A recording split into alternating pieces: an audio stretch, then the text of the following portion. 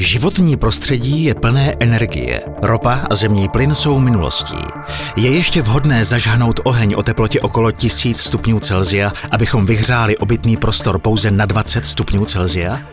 V domech se i dnes při vysokých teplotách spalují fosilní paliva. Jednak je to škodlivé pro životní prostředí, jednak těchto zdrojů ubývá.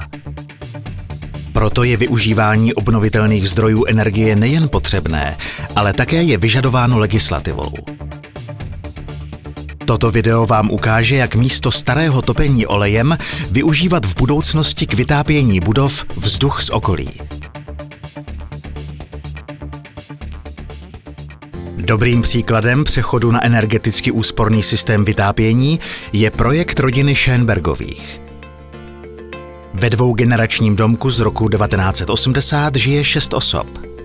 Vytápění a ohřev teplé vody dosud zajišťoval starý olejový kotel o výkonu 30 kW s roční spotřebou okolo 4000 litrů topného oleje. S cílem snížit náklady na topení se rodina Schönbergových rozhodla pro instalaci tepelného čerpadla. Společně s kompetentním partnerem NIBE byl navržen nový topný systém vhodný pro tento dům. Volba padla na tepelné čerpadlo vzduch-voda NIBE F2300 pro venkovní instalaci v kombinaci s vnitřní jednotkou NIBE VVM 500. Roční spotřeba elektrické energie pro tepelné čerpadlo je částečně pokryta z fotovoltaické elektrárny. Tato zařízení patří k nové koncepci tepelných čerpadel vzduch-voda společnosti NIBE. Koncepce systému, jaká zde ještě nebyla. Koncepce, která splňuje všechny požadavky v oblasti jednogeneračních a dvougeneračních rodinných domů. Pro novostavby, renovace nebo také pro výměnu vašeho starého topného systému. Jednu z vlajkových lodí firmy přitom představují obě vnitřní jednotky VVM s objemem zásobníku 300 nebo 500 litrů, které lze úsporně instalovat v technické místnosti nebo ve sklepě.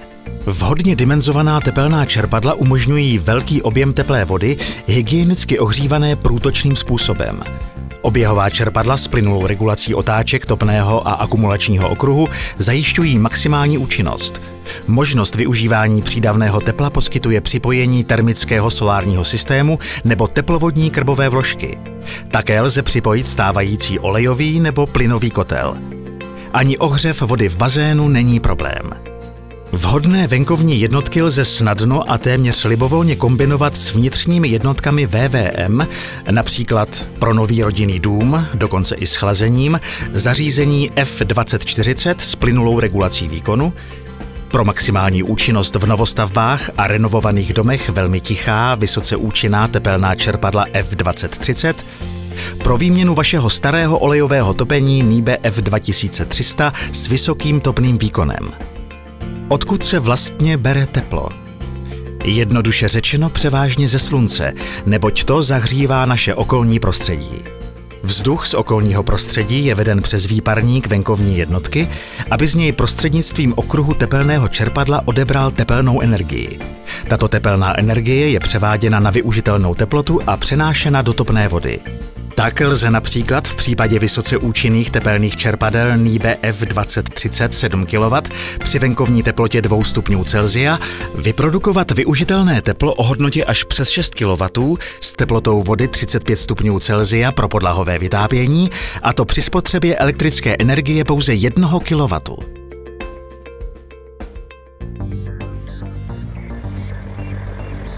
Instalace promyšleného systému vyžaduje jen krátkou dobu montáže. Venkovní jednotka se umístí na vlastní podstavec a poté se provede hydraulické a elektrické připojení k vnitřní jednotce. U těchto typů tepelných čerpadel není nutná ani přípojka chladící technologie. Vnitřní jednotka VVM byla v domku rodiny Schönbergových nainstalována ve sklepě, kde dříve stával starý olejový kotel. Vnitřní jednotka je již vybavena vším, co by bylo jinak nutné nákladně instalovat.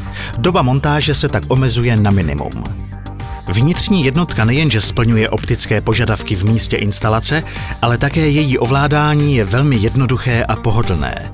Tyto vlastnosti v kombinaci s různými časovými programy tvoří základ pro dosažení nejlepších provozních výsledků. Veškeré funkce, včetně termického solárního systému, lze monitorovat komfortní regulací. Displej je navíc vybaven příručkou, s jejíž pomocí si můžete u každého bodu nabídky zobrazit informace o dané funkci. Novinkou je také ovládání s využitím internetu pomocí NIBE Uplink. Rozsah možností určujete vy sami. Tak může například váš instalatér pomocí NIBE Uplink ze své kanceláře sledovat a optimalizovat tepelné čerpadlo nebo také přijímat hlášení o poruchách. A naprosto bezpečně. Díky individuálnímu poradenství poskytovaného zkušenými a kvalifikovanými odbornými partnery společnosti NIBE vytvoříte základ energeticky úsporného systému domovní techniky šitého na míru vašim potřebám. Jak jste sami viděli, i náročná a efektivní technologie vytápění může být velmi jednoduchá.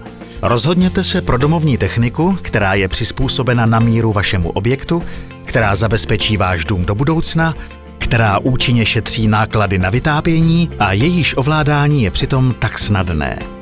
Informujte se u svého autorizovaného technika nebo obchodního partnera v místě bydliště nebo na internetových stránkách www.nibe.cz.